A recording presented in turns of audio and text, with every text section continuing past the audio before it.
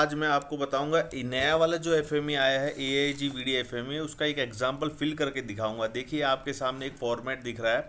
सो इस फॉर्मेट में सबसे पहले आपको करना क्या है, सबसे पहले आपको स्टेप नंबर 1 को भरना है, जिसमें कि कंपनी का नेम जो भी है वो भर सकते हो, प्लांट का लोकेशन जहाँ भी लोकेशन में आपका प्लांट है वो भर दीजिए।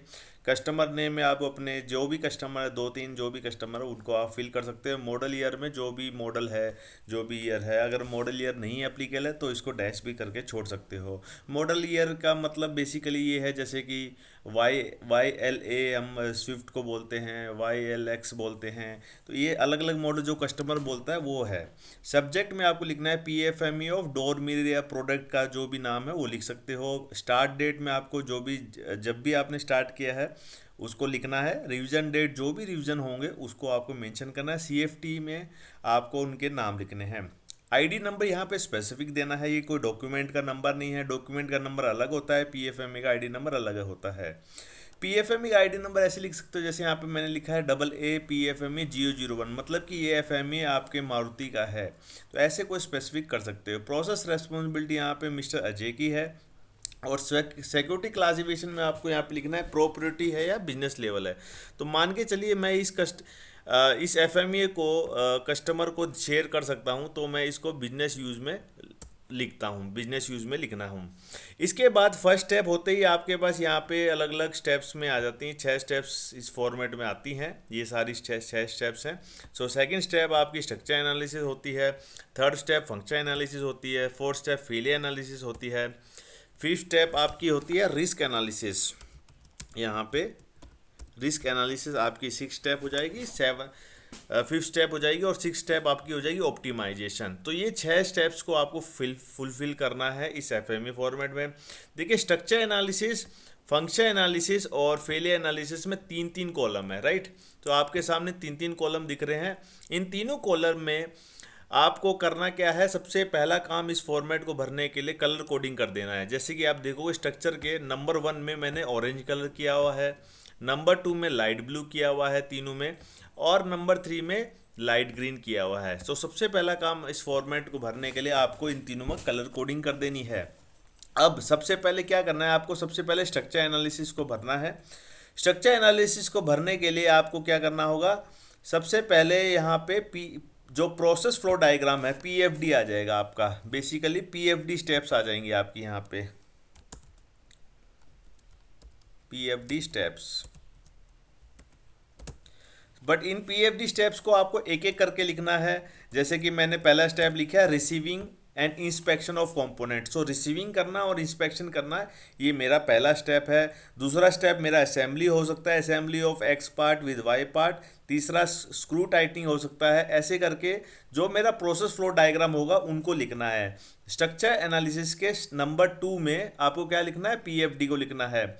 जैसे ही PFD हो जाएगा उसके बाद आपको 1 पे जाना है। 1 में आपको क्या लिखना है, इस PFD को बनाने के बाद आपका जो फाइनल आउटपुट क्या होगा, प्रोडक्ट बनेगा। सो इस PFD को फॉलो करते हुए मैं क्या बनाऊंगा, एक डोर मिरर की असेंबली बनाऊंगा। ठीक है, क्लियर हुआ। नंबर 2 में क्या लिखना है आपको, नंबर 2 में आपको PFD स्टेप्स को लिखना है, 1 2 3 4 5 है, जैसे जैसे आपका प्रोसेस फ्लो हो रहा है। और नंबर 1 में आपको उसका आउटपुट लिखना है। सो पूरे PFME में ये एक ही रहेगा। यहाँ पे स्टेप्स आपकी ज़्यादा हो सकती हैं, यहाँ पे ये एक ही रहेगा। इसके बाद नंबर 3 पे आपको फोरम्स लिखने हैं। जो भी मैन मशीन मटेरियल मेथड आ रहा है, जैसे रिसीविंग और इंस्पेक्शन में मेरा ऑपरेटर आर लगेगा, वेइंग स्केल यूज़ हो रही है, फोकलिफ्ट लग रही है, वर्क इंस्ट्रक्शन लग रहा है। ऐसे ही स्टेप नंबर 2 में असेंबली कर रहा हूँ, तो वहाँ पे ऑपरेटर और मशीन लग रही है और कुछ की जरूरत नहीं है मुझे। तो जो भी फोरम, कुछ किसी प्रोसेस में 2M लगेंगे, किसी प्रोसेस में 4M लगेंगे, किसी में 5M 6M, उनको आपको लिखना है। अब देखिए यहाँ पे नंबर 2 हमने कलर कोडिंग की थी। तो सबसे पहले नंबर 2 में हमने लिखा था स्टेप्स, ठीक है। तो फर्स्ट स्टेप थी हमारी रिसीविंग। तो रिसीविंग का फंक्शन क्या है वो लिखना है हमें। रिसीविंग और इंस्पेक्शन का फंक्शन लिख दिया है। All component part must be okay and quantity as per PO and standard packaging. इसके बाद आपको असेंबली का फंक्शन लिखना है। X पार्ट Y के साथ असेंबल होगा, प्रॉपर रोटेशन होगा और फिटमेंट होगा आगे प्रोसेस के लिए। टॉर्क का फंक्शन है कि करेक्ट स्क्रू को जिग में लगाना है, प्रॉपर पोजीशन में बैठाना है और रिक्वायर्ड स्पेक पे लाना है। इस तरीके से आपको नंबर 2 का फंक्शन लिख देना है। नंबर 1 में देखिए आपने लिखा था पार्ट का नाम डोर मिरर असेंबली। इसका फंक्शन आपको 3 स्टेप्स में लिखना है, जैसे कि your plant, ship to plant और end user. So your plant मतलब आपके प्लांट में डोर मिरर को क्या चेक करो, बेसिकली आप उसकी फंक्शनल डायमेंशन और फाइनल इंस्पेक्शन में क्या क्या चेक करते हो वो आ जाएगा। शिप टू प्लांट में आपको कस्टमर में आए, कस्टमर को क्या चाहिए, फिटमेंट ईजी होना चाहिए। और एंड यूजर जो कि लास्ट में गाड़ी को खरीदता है उसको क्या चाहिए, क्लियर मूवमेंट होना चाहिए, ताकि जो डोर मिरर का काम है क्लियर विजिबिलिटी हो वो दिखे। ये आपको फंक्शन लिखने हैं। इसके बाद नंबर 3 में जो आपने यहाँ पे फोरम्स लिखे हैं, उन फोरम्स का आपको फंक्शन लिखना है कि ऑपरेटर का फंक्शन क्या है, वेरीफाई करना इनवॉइस के हिसाब से मटेरियल को। उसके अलावा उसके अलावा ऑपरेटर का फंक्शन है क्वांटिटी को वेरीफाई करना इनवॉइस के हिसाब से, और अगर कोई इशू है तो उसको भी हाईलाइट करना या इश्यूज को पकड़ना, जैसे कि क्वालिटी इशू। तो यहाँ पे आप जैसे कि कई कंपनीज में क्या है, ऑपरेटर और इंस्पेक्टर अलग अलग होते हैं, तो ऑपरेटर और इंस्पेक्टर की अलग अलग भी बना सकते हो। वेइंग स्केल का फंक्शन क्या है, प्रॉपर वेट करना। फोकलिफ्ट का फंक्शन क्या है, लोडिंग और अनलोडिंग करना। वर्क इंस्ट्रक्शन का क्या है, गाइड करता है ऑपरेटर को कि वो स्टेप्स को फॉलो करे। इस तरीके से आपको स्टेप नंबर 2 स्टेप नंबर 3 को कंप्लीट कर देना है। अब आना है आपको स्टेप नंबर 4 में, जो कि फेलियर एनालिसिस। फेलियर एनालिसिस में भी आपको सबसे पहले फेलियर मोड में भरना है। सो फेलियर मोड क्या होते हैं, फंक्शन नंबर 2 है और ये भी नंबर 2 पे है। तो नंबर 2 पे जो फंक्शन है इसी का ऑपोजिट आपका फेलियर मोड हो जाएगा। जैसे कि आपने यहाँ कहा था कि all component part must be okay, तो यहाँ पे आपके पार्ट्स ओके नहीं हो सकते। जैसे वेट ज़्यादा हो सकता है, क्वांटिटी आपकी एज पर इनवॉइस नहीं हो सकती है, ज़्यादा भी हो सकती है, कम भी हो सकता है, मटेरियल मिक्सअप भी मिल सकता है रिसीविंग में आपको, लोडिंग अनलोडिंग ख़राब भी हो सकती है आपकी, है ना। ऐसे ही हम स्टेप नंबर 2 का देखते हैं, असेंबली का। तो असेंबली में हम देख रहे थे पार्ट एक्स और वाई असेंबल हो रहा था ताकि वो प्रॉपर रोटेट हो, और लास्ट में ए के साथ फिटमेंट हो रहा था। तो इसमें आपके फेलियर मोड हो गए height less, height more, wrong position, machine fit in less और मोर हाइट। तो ये इसके अलावा और भी प्रोसेस के हमारे फेलियर मोड्स आप लिख सकते हो। तो जो भी फंक्शन होगा उन्हीं का फेलियर मोड लिखना है। याद रखिए एक फेलियर मोड को एक ही कॉलम में लिखना है। और अब जैसे ये एक एग्जांपल लेते हैं, वेटलेस। वेटलेस का फेलियर मोड क्या होगा, वेटलेस का फेलियर मोड होगा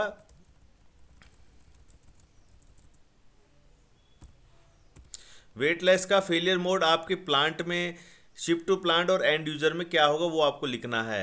ऐसे ही आपका यहाँ पे आ जाएगा quantity not as per invoice. इसका योर प्लांट में क्या इफेक्ट आएगा, एंड यूजर में क्या आएगा और शिप टू प्लांट में क्या आएगा, इनको लिखना है। इसके बाद आपको फेलियर कॉज को लिखना है। फेलियर कॉज मतलब क्यों ये फेलियर मोड आया। तो फेलियर कॉज को लिखने का तरीका या तो इन्हीं का ऑपोजिट लिख दो, जैसे कि ऑपरेटर ने प्रॉपर लोडिंग नहीं की, वो उसके कारण भी ये फेलियर मोड आ सकता है, या फिर आप वाई वाई एनालिसिस टूल का भी यूज़ कर सकते हो। इस तरीके से आपको यहाँ पे फेलियर कॉज को लिखना है। जैसे आप ये लिखोगे, सबसे ज़्यादा मेजर डाउट यहीं पे रहती है स्ट्रक्चर, फंक्शन और फेलियर में, क्योंकि यहाँ पे फेलियर मोड एनालिसिस के बाद तो आपका जो 4th एडिशन का एफएमई है वो भी सेम हो जाता है। तो ये लिंकेज आई होप आपको क्लियर हुआ होगा कैसे बना सकते हैं। इसके अलावा आप यहाँ पे रिस्क एनालिसिस जो कि 5वीं स्टेप इसमें जा सकते हैं। उसके बाद करंट प्रिवेंशन डिटेक्शन कंट्रोल को लिख सकते हो।